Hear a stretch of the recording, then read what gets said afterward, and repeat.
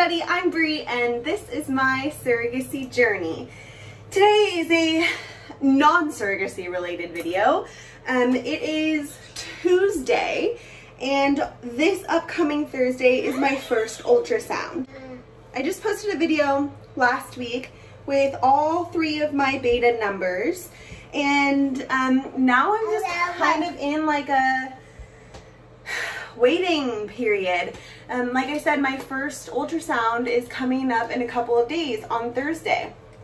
So until then, I'm just like living my normal life. And for those of you who don't know, I am a professional hairstylist and makeup artist. And my son is down there playing with stuff. So if you are hearing noise, it's from Aiden. But I have been licensed for 4 years. I went to the Cinta Aveda Institute in San Francisco, California, which is a cosmetology school. You have to train for 1,600 hours, and there they offered a 3-day-a-week program, 11 hours a day. So I graduated in 14 months. So that was September of 2014. Wait. No, September of 2015. I started in July of 2014 and then got my license later that month. So I just thought it would be like a nice little distraction to make like a hair video. And for those of you who didn't notice, I cut my hair. Well, actually, Jackie, she's an advanced stylist at the salon. She cut it for me. I think that was last Thursday. So I just wanted to switch it up and make a different video, kind of keep me busy and keep my mind off of the ultrasound and still get a video out to you guys. And then if this isn't something you're interested in, obviously go ahead and just skip it. It's not at all surrogacy related. It's just how I'm styling my new short hair. And I'm looking straight because this is my mirror. So I like to curl my hair. I don't know what it is. I don't like my hair straight. I just like it better curled. And I prefer the kind of a wavy curl where it's like the undone kind of a look, but it still looks like you put a little bit of effort in. So it's like a polished, messy curl. It's my favorite kind of curl. It doesn't take me a long time to do. I prefer to do it with a flat iron just because I like how it looks better. And honestly, for me, it always holds the longest when I use a flat iron compared to a wand or a curling iron. They just don't last. I don't like having to put heat on my hair every single day. When I curl my hair with a flat iron, the next day I'll just put some texture tonic, like a sea salt spray kind of in it, and it helps to reform the curl, and then I'm just good to go. I don't have to do anything. Maybe I'll touch up a curl or two, but it's a lot easier for me rather than having to use a curling iron or a wand, and then I have to do it every single day. So this is it. I mean, it's super, super easy. Once you get the hang of it, it's really easy, but it is very different than just like regularly flat ironing your hair. So it takes a little bit to get the hang of it, but then once you do, it's kind of like riding a bike. Like you don't forget and it's easy. So I always like these first curls by my face to be going away from my face. And then I like to alternate my curls after that. You absolutely don't have to do that. You can make them all kind of going away until you meet somewhere in the middle. The reason I like to alternate the direction of the curl is so that it's very piecey and textured looking. When they're all going the same way, they can kind of clump together and look like one big curl. So my flat iron is on a super, super low heat. It's on 310, but my actual hair strands are on the finer side. So if you have finer hair, if you look at your hair, your actual hair strands, not how much of it you have, but your actual hair strands, if they're really like skinny, then they're fine. And you don't need as much heat as somebody with, say, like coarse hair, like the really wide, thick strands. So I I like to kind of look at the piece beneath too, and right below it is a piece going towards my face. If you can see that, like this is going away, and the one right below it is going towards my face. So I'm gonna make this one going away as well. I just really don't want the curls to clump up. So I'm taking fairly small sections, like small to medium. But if you have shorter hair, the smaller sections you take, the better it's going to look. The bigger sections you take, the more just kind of wavy it's gonna look, which is also a really nice look. It's just not gonna last you as long, really. So all you're gonna do is take your flat iron, again, mine's set at 310. You're gonna flip it upside down. And so when I'm working on this side, the back of my hand is facing towards the mirror. So I'm gonna clamp up top, and I'm gonna spin one time all the way around.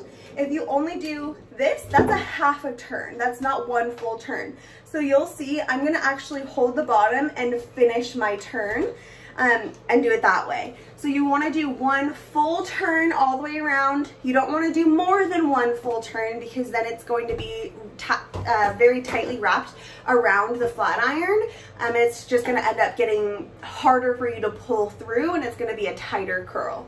So back of my hand facing the mirror, I have a small section size. Start at the top, clamp down, spin one time all the way around, and then I'm gonna go all the way to the ends, but I'm just gonna let those go.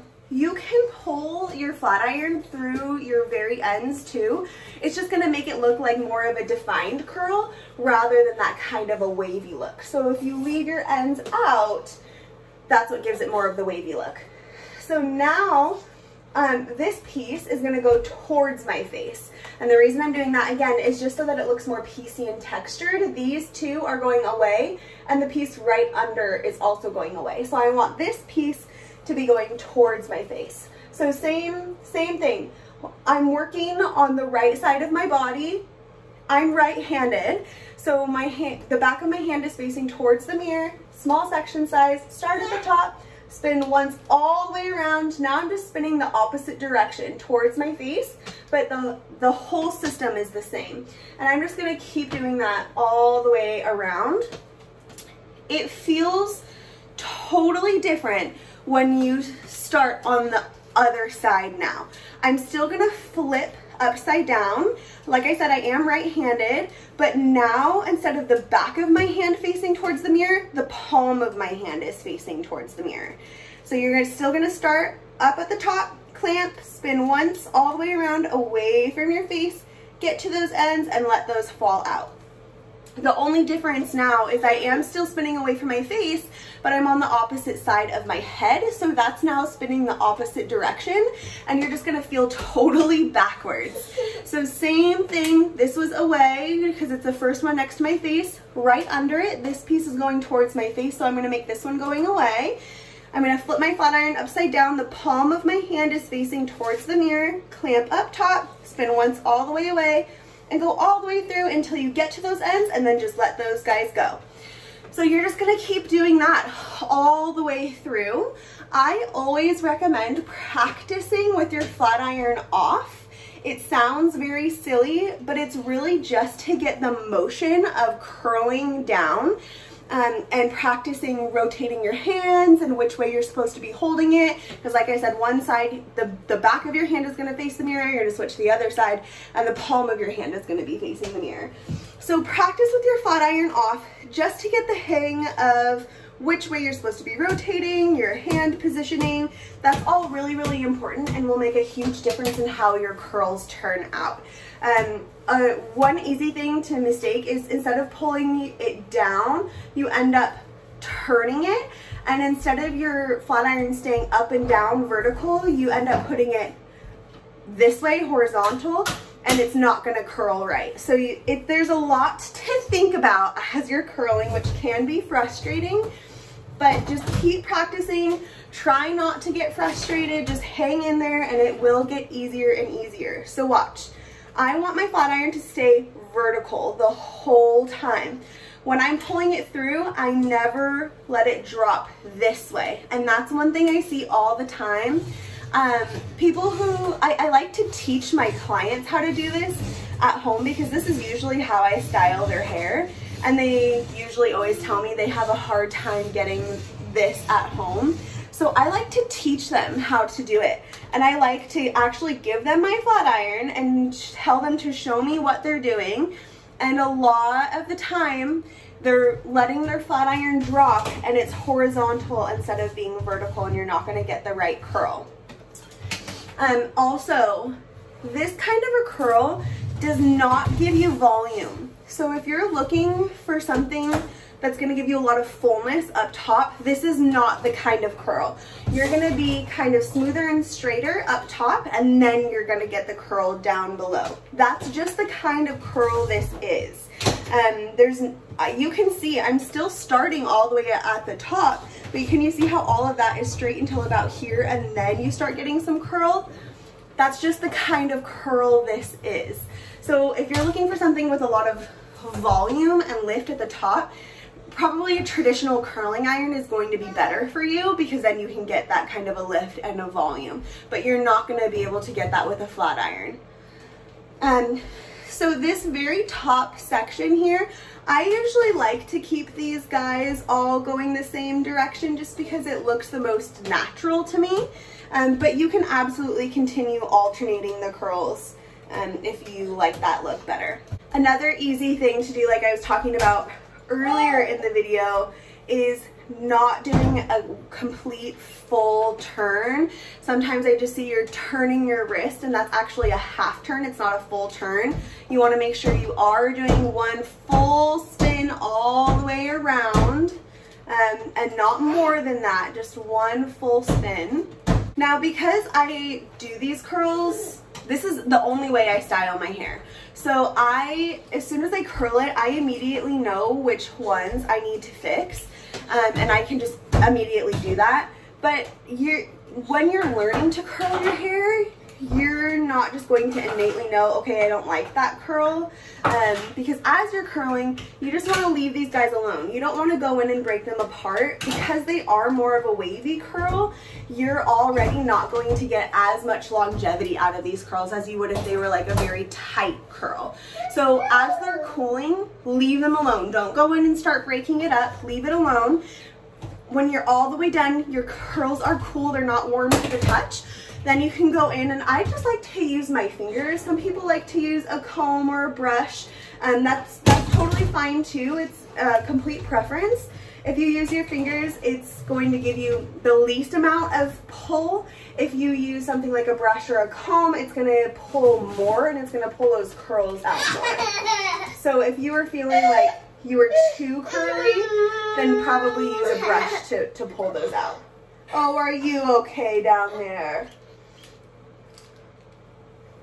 And remember, I like this top layer to all be going away from my face, the same direction, just because I feel like it looks the most natural. But there's no right or wrong way. If you prefer to continue alternating the curls, then that's totally fine too. It's completely preference. Are you being silly? So at this point, I'm completely done curling. My hair does actually hold a curl fairly well. If you had hair that doesn't hold a curl at all, then at this point you would want to go ahead and spray it with hairspray and then pull the curls apart. But mine actually hold pretty good. So I'm just going to use my fingers now and go in from the very top, and I'm like bear clawing. So my fingers are spread apart. I go in from the root and then just finger comb it out.